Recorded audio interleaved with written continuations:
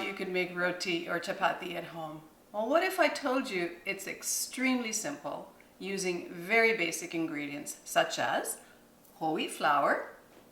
I have whole grain, 100% whole grain, whole wheat flour, a bit of olive oil, water, which is as basic as it gets, and a rolling pin. So first we'll make the dough, which only takes a couple of minutes, and then I will show you how to make your very own roti or chapati in your own kitchen. So first of all, we're going to add flour into our bowl, and the amount of flour depends entirely on how many you want to make. So this is 3 heaping serving spoons. I plan to make 6 or 7 today, so I will add a bit more.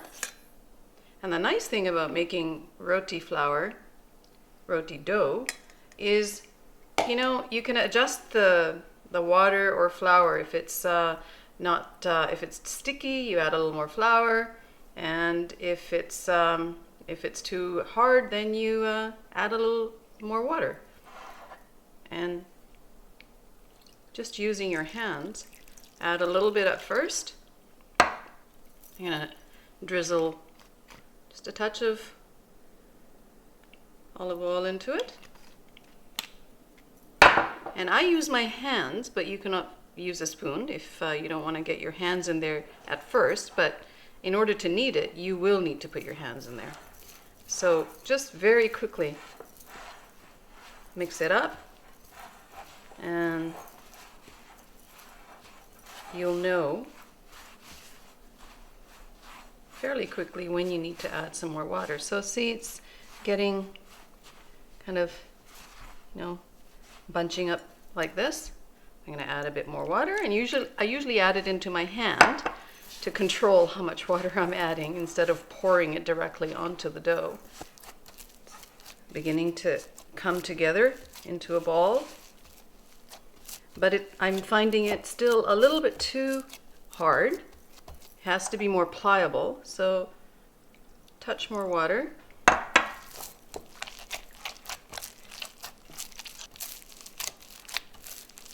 And alternatively, if you have a bread maker with a dough setting, you can just add the flour and water in there. This is after the dough has been kneaded for 2-3 minutes, and it's quite pliable now. I'm going to just wet my hands with a touch of water, and then let it breathe. Let it sit here for 10-15 minutes before we make the roti. Because if you use it right away, it's a little stickier. And what I normally do is just either take a little bit of oil into my hand,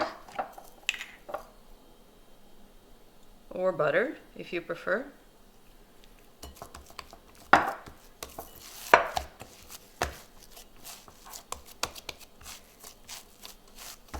And let it sit. So we'll come back in 10-15 minutes and roll our rotis. Here we have the dough. It's ready to be worked with. So you take a bit of dough and form it into about 1.5 to 2 inch size roll. I'm going to do another one, and of course you need some extra flour in a pie plate or something to work with. And just take some dough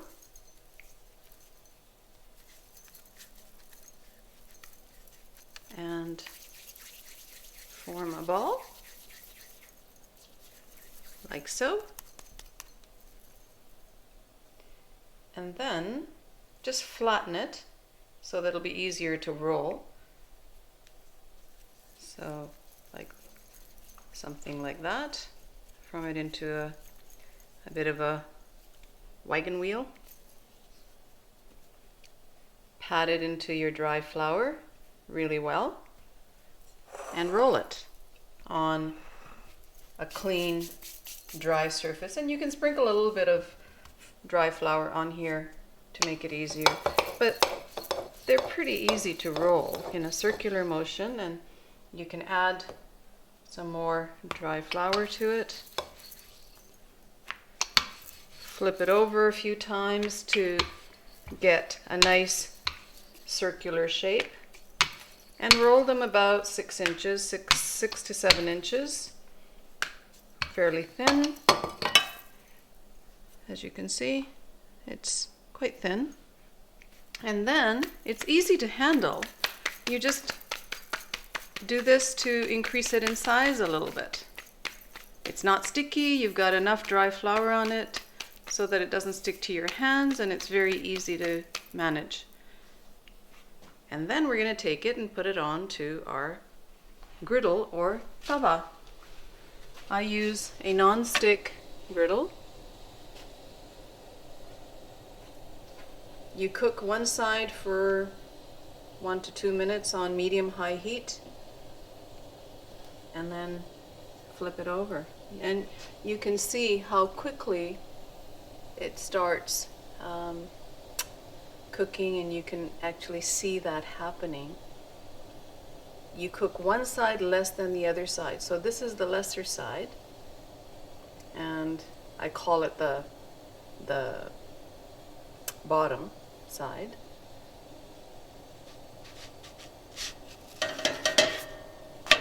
And that's really all you want to cook on that bottom side, on the first side. You don't want it to start blistering.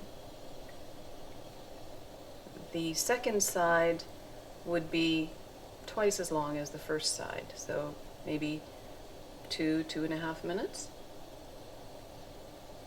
The right temperature, the right heat is very important.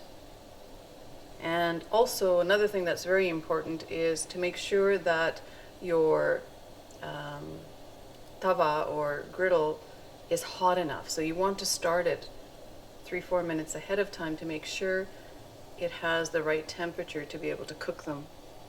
Otherwise, your first one is not going to cook very well. And you may start seeing it start some air bubbles building. And you can always kind of take a peek, and it looks like this one's ready.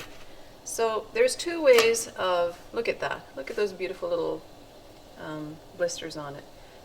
If you have a leavener, you can use that, or you can just help it along by pressing on it to build some air. As you can see, I can kind of coerce the air to help fluff the whole thing like so. Look at that. This is done, and we put it here and apply some butter. Whoops. And move on to the next one.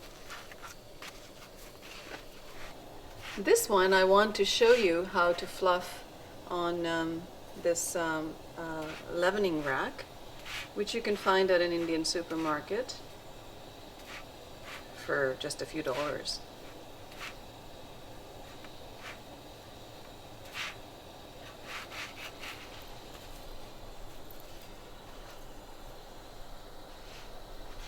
And this is a little bit trickier because you don't want to burn the roti or your hand.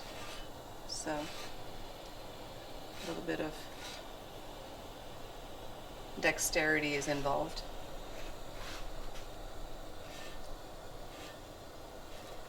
Here she goes.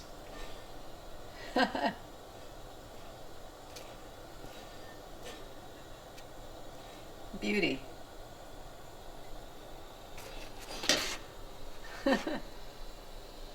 We have another one. So about 3 minutes in total to make one chapati.